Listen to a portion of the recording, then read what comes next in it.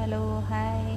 Next சலாத்தா, அது மக்ரோனியா சலாத்தா நான் ready பண்ணுறேன்.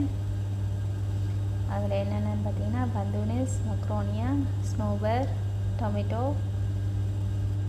ஃப்ரூட்ஸ். அதுக்கப்புறம் இதில் வந்துட்டு ஆலிவ் ஆயில், லெமன், தூம், சால்ட்டு, அப்புறம் ரெஹான் இலை அப்படின்னு ஒரு இலை இருக்குது, அந்த இலை. இது எல்லாத்தையும் மிஷினில் இப்படி போட்டு நல்லா அரைச்சி அதை சாஸாக எடுத்துக்கிறணும்.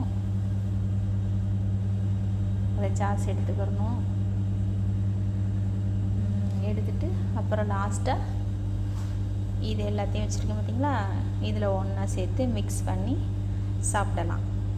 செம்மையாக இருக்கும். பாய்.